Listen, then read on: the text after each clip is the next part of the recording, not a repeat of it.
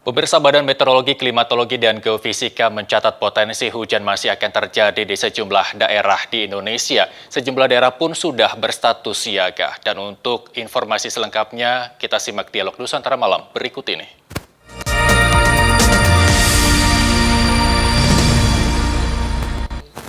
Sudah bergabung bersama kami melalui sambungan Zoom Pak Guswanto, Deputi Bidang Meteorologi BMKG. Selamat malam Pak Guswanto.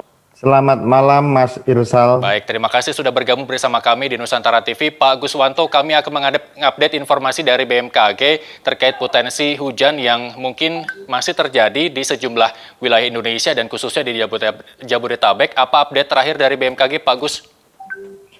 Baik Mas Irsal, jadi kalau kita lihat update terakhir curah hujan di Jabodetabek ya, saya membandingkan time series sejak tanggal 18 Februari sampai 25 Februari. Baik. Jadi pada saat tanggal 18 sampai 19 Februari itu terjadi hujan yang cukup lebat dan ekstrim sehingga menjadikan beberapa wilayah di DKI menjadi tergenang ataupun terjadi banjir.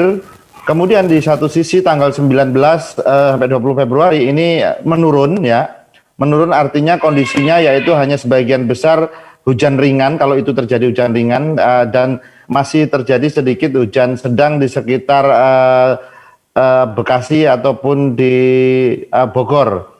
Kemudian nanti tanggal 20 agak meningkat sedikit yaitu bahwa terjadi hujan kategori sedang yaitu di sekitar Bogor, kemudian Jakarta Barat, Jakarta Tengah, Jakarta Pusat ya, kemudian sama Tangerang serta di sisi utara. Sedangkan 21, 22 Februari sampai 22 Februari itu dalam kondisi menurun. Kemudian dia akan meningkat lagi yaitu pada tanggal 23 dan 24 Februari.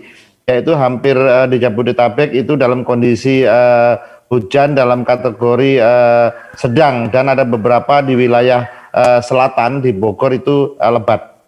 Baik. Demikian. Pak Gus, ketika Anda mengatakan bahwa rentan waktu dari 19 hingga ke 25, beberapa waktu yang lalu BMKG sempat mengeluarkan imbauan juga bahwa potensi hujan terjadi setiap 2 hari di update-nya. Ini apa yang dimaksudkan oleh BMKG untuk memberikan info cuaca dari 19 hingga 25? Apakah memang ini dalam upaya mengantisipasi warga akan terjadinya banjir? Karena tadi juga Anda sebutkan bahwa dari tanggal 20 dan kemudian dilanjutkan di 23 akan terjadi hujan yang dengan intensitas yang cukup tinggi, begitu Pak Gus?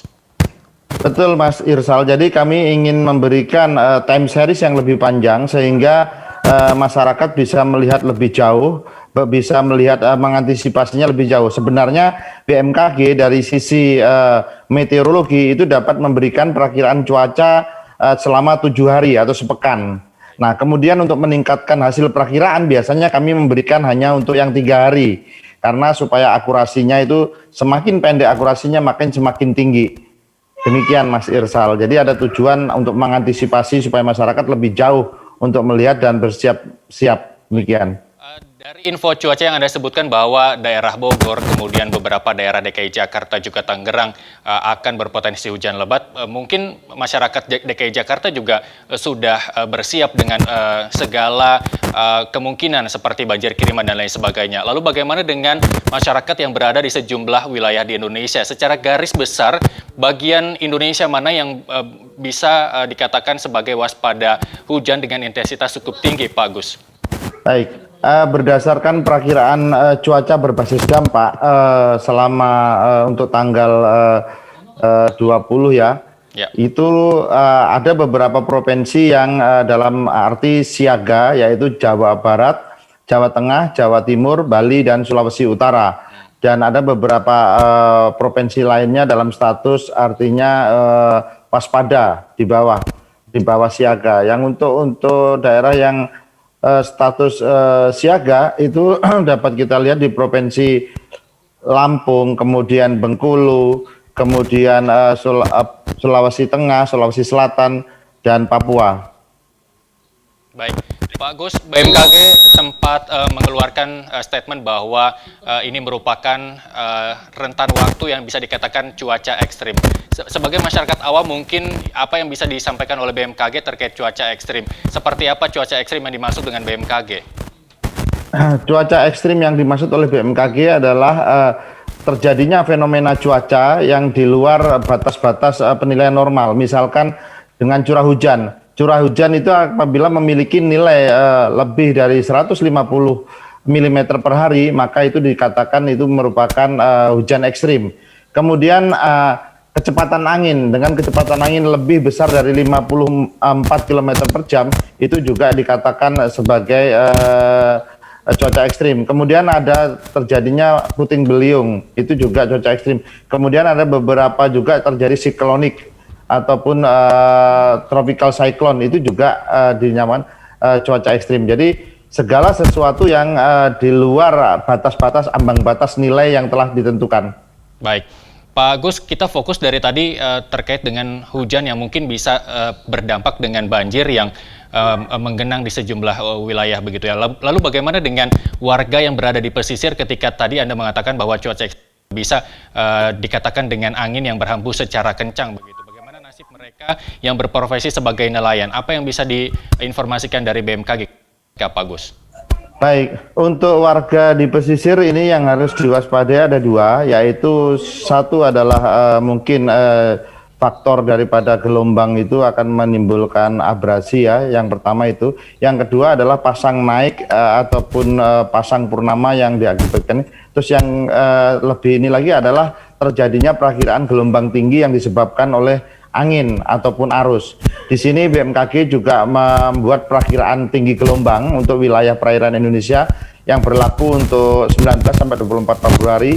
Yang perlu dilihat untuk gelombang dengan ketinggian 2,5 sampai 4 meter itu terjadi di beberapa wilayah, antaranya yaitu di perairan utara Sabang, Selat Malaka, kemudian perairan Barat Lampung, Samudra Hindia, Pulau Enggano, dan Lampung, perairan Pulau Jawa hingga NTB, Selat Bali, Lombok. Kemudian ada beberapa di Kepulauan Sangihe, perairan Halmahera, dan beberapa di Kepulauan Tanimbar. Dan ada satu lagi kategori tinggi gelombang dengan 4 meter sampai 6 meter yang kita kategorikan very rock sea, yaitu berpeluang terjadi di Laut Natuna Utara, perairan Kepulauan Talaut, perairan utara Halmahera, Samudra Pasifik Utara, Halmahera hingga Papua Barat. Ini sangat berguna untuk para nelayan, sehingga karena nelayan menggunakan kapal-kapal tradisional, sehingga dengan gelombang yang 1,5 meter maupun sampai 2 meter itu sudah sangat berdampak. Baik.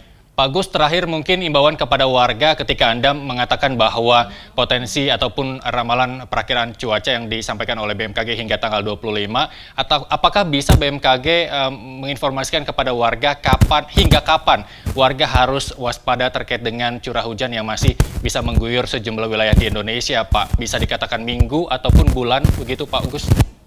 Baik, kalau kita melihat ini Mas Irsal, jadi dari untuk kejadian musim hujan sendiri, kita melihat bahwa potensi hujan lebat sampai dengan ekstrim atau banjir masih akan membayangi beberapa wilayah Indonesia itu sampai dengan berakhirnya musim hujan di Indonesia, yaitu sekitar bulan Maret April 2021.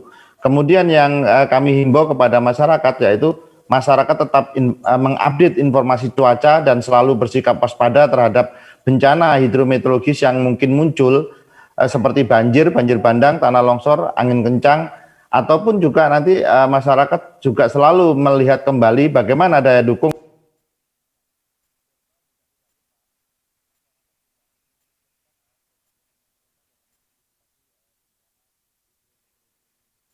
victim.